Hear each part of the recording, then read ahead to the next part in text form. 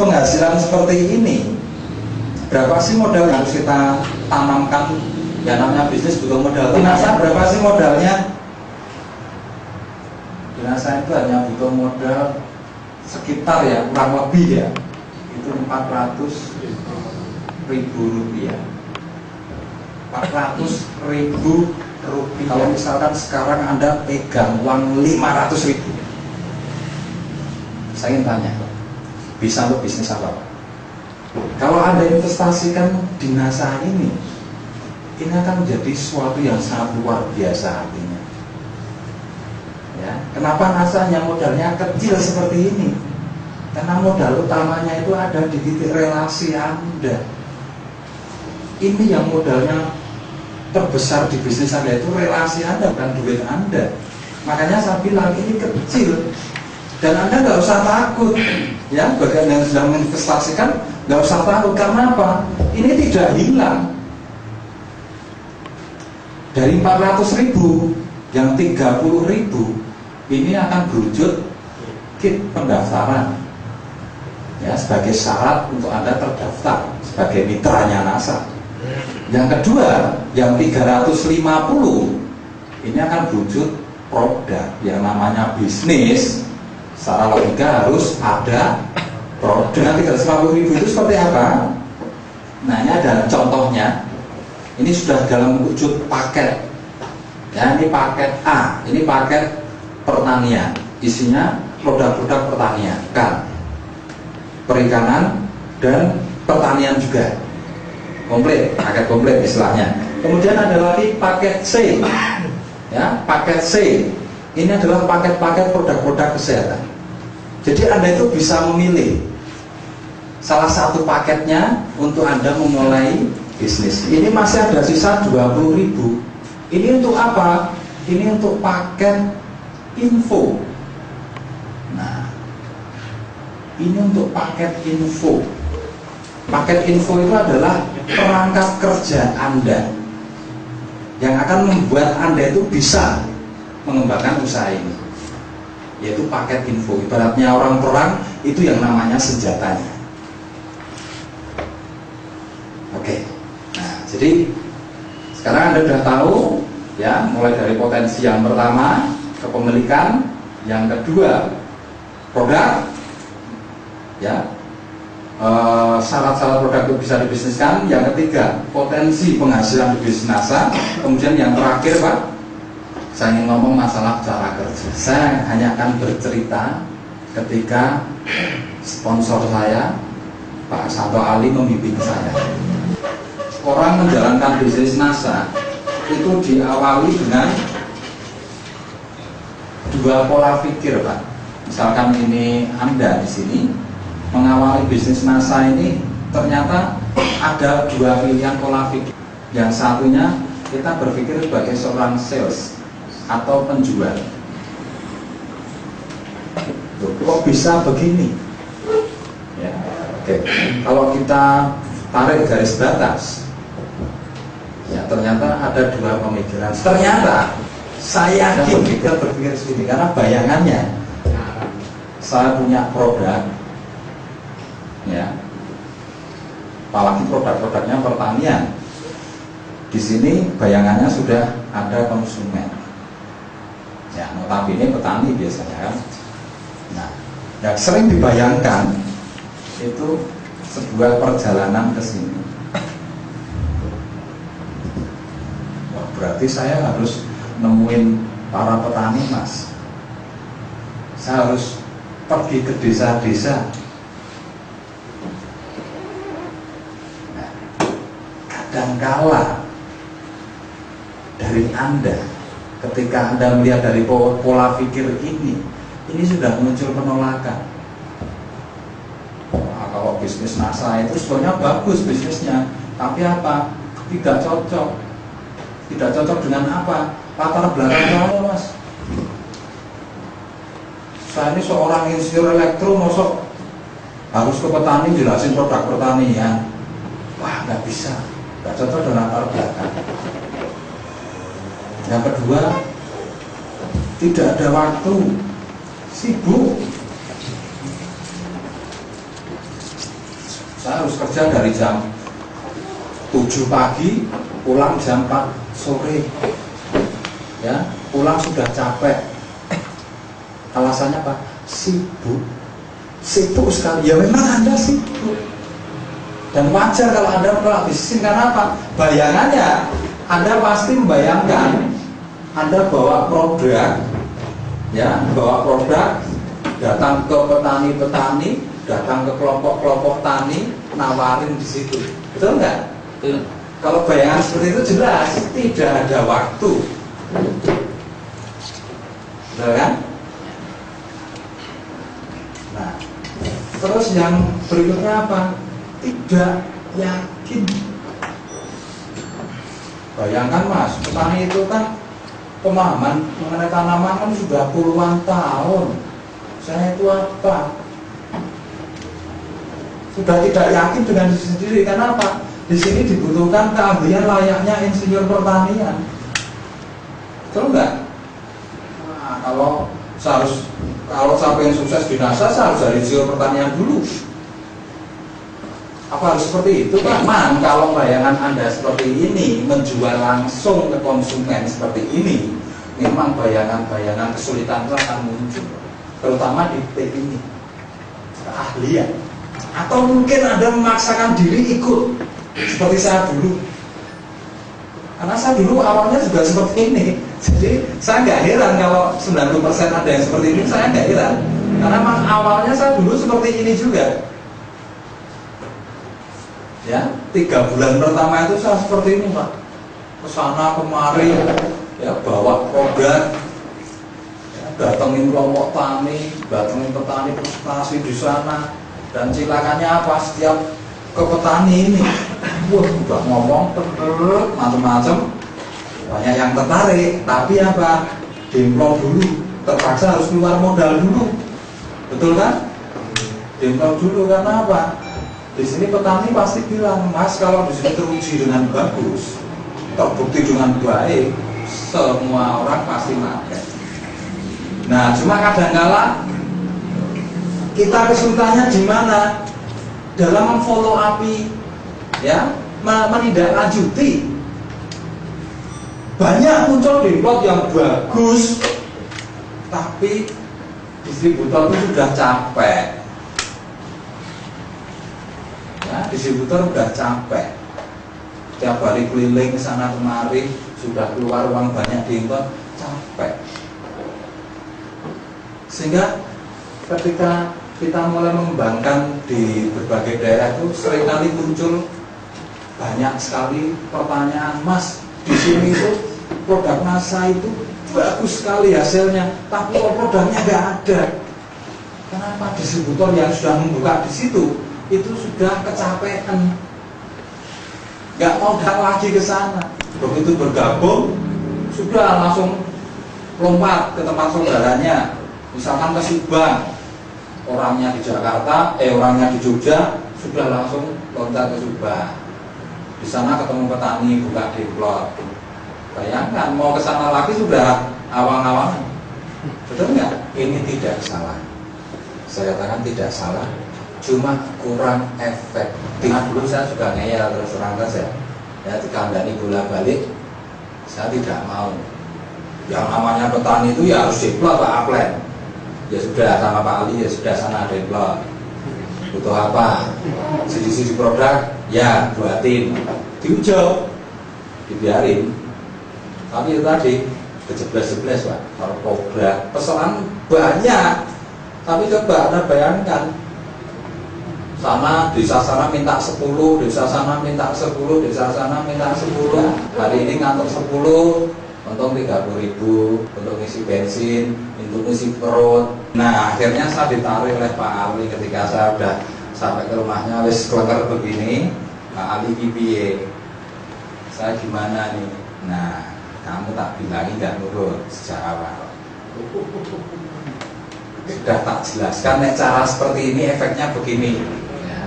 Nah, beliau bilang, Anda itu pemilik bisnis, jangan menempatkan diri sebagai seorang sales. Anda itu seorang pengusaha, berpikirlah sebagai seorang pengusaha. Itu kata-kata yang beliau lontarkan pada saya. Nah, terus gimana Pak cara berpikir pengusaha? Pengusaha itu kan ya seperti itu toh, harus jualan produk. Betul, kita punya produk. Dia bilang ini, kita punya produk, itu betul. Dan kita punya konsumen, itu juga betul. Dan kalau Anda berpikir bagaimana produk itu harus sampai ke konsumen, itu juga betul. Tapi yang tidak betul itu gimana? Kalau seorang pengusaha, pemilik bisnis, mereka berpikir supaya produk itu sampai ke konsumen, itu dengan sebuah sistem mesin pencetak uangnya ini. Nah, jadi di sini 90% kita akan berpikir bagaimana mengelola mesin pencetak uang ini supaya betul-betul bisa mencetak uang, karena yang Anda butuhkan adalah uang ke sini. 90%. Loh, ya 10% fokusnya di mana Pak? 10% itu Anda fokus di produk. Untuk apa? Memenuhi persyaratan ini dan sampai 100 PB. Itu yang harus bapak-bapak mengerti sekarang ini. Kalau Anda mulai menjalankan bisnis ini, berapa sih penjualan pribadi saya? Ya, kalau sales kan sebanyak mungkin. Tapi kalau Anda pemilik perusahaan, itu tidak perlu sebanyak mungkin. Anda hanya 50-100 PV saja ya. Nah, sekarang 50-100 PV itu akan saya mengajarinya bagaimana untuk mencapainya.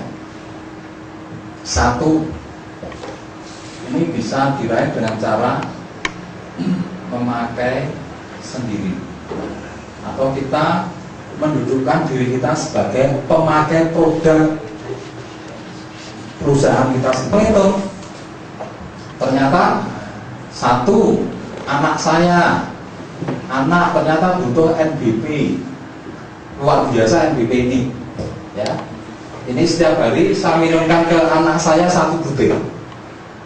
Ternyata kemarin anak saya itu baru kelas 2 SD ya, di sekolah di Budi Mulia. Itu dipilih oleh sekolahnya untuk ikut perlombaan matematika.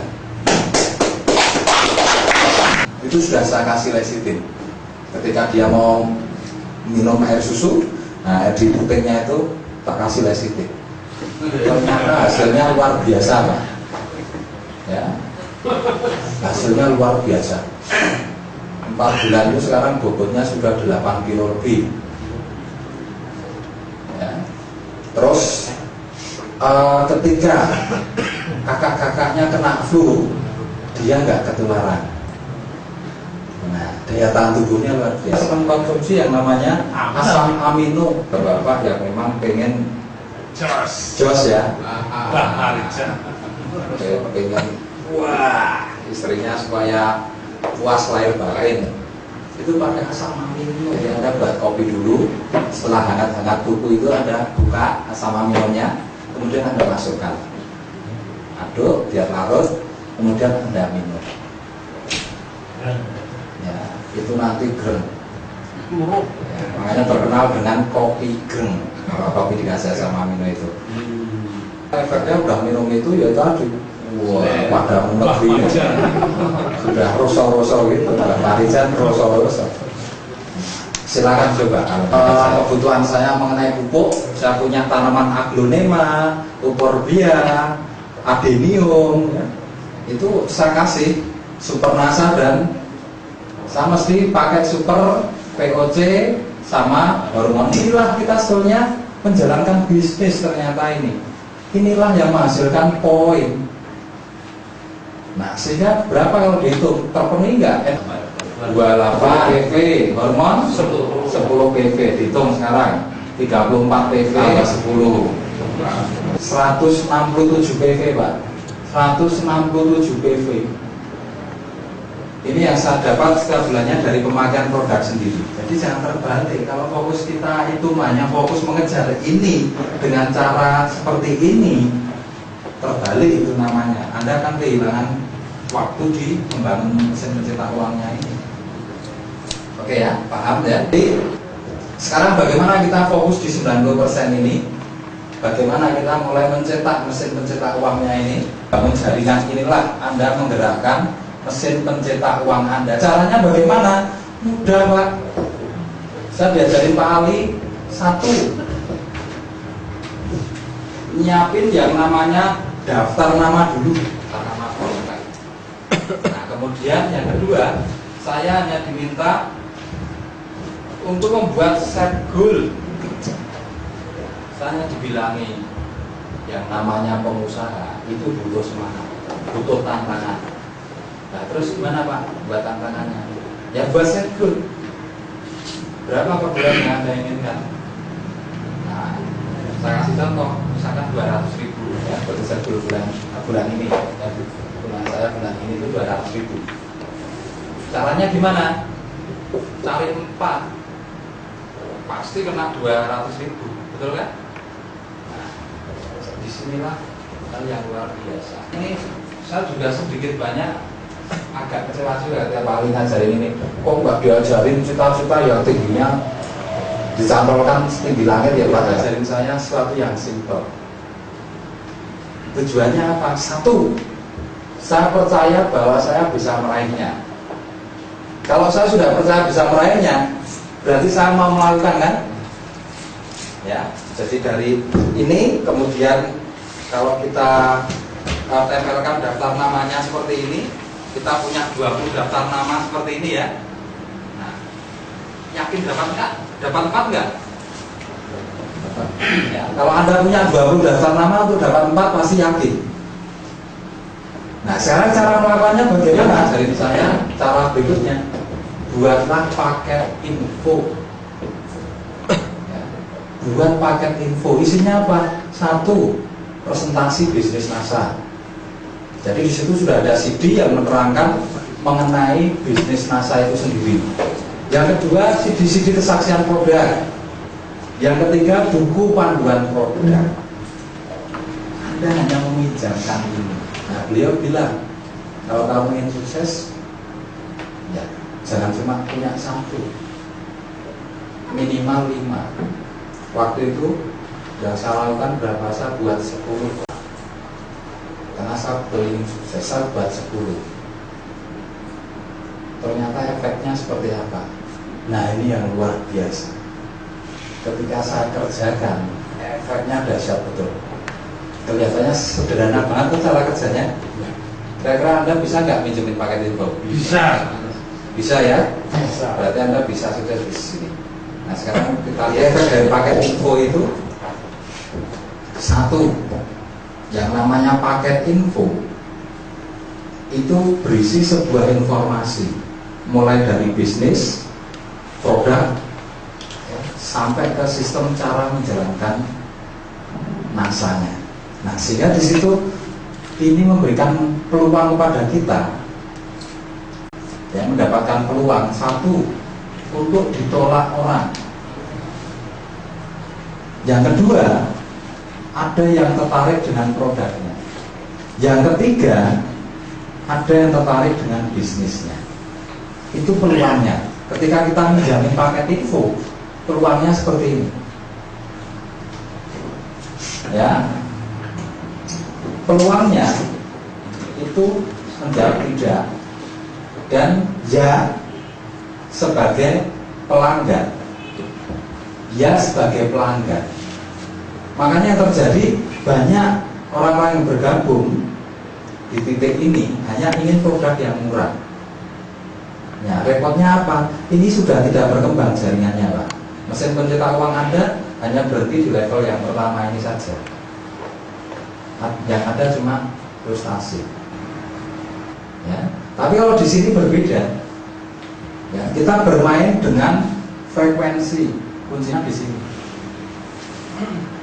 Artinya dari sistem yang kita kembangkan itu bukan masalah jawabannya ini yang Anda pentingkan, tapi berapa kalinya Anda melakukan. Itu yang tepat. Misalkan Anda bermain seperti ini, katakanlah Anda meminjamkan 10 kali paket informasinya.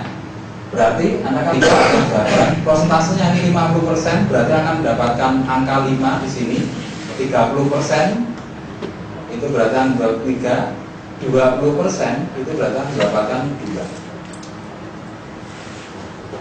Nah, kalau Anda bermain dengan 20 kali, seperti yang saya sarankan tadi, di sini ada 10 orang, di sini ada 6 orang, di sini ada 4 orang. Artinya set goal Anda tercapai karena rekor 4 orang, betul kan? Nah, jadi permainan kita itu sebenarnya di sini intinya. Makanya menempatkan diri Anda sebagai seorang pembawa informasi. Bagus. Bagusnya Mas. Ini ya, saya mau rapat ini. Saya nggak bisa jelasin. Tolong ini CD, ya. Nanti dilihat di rumah.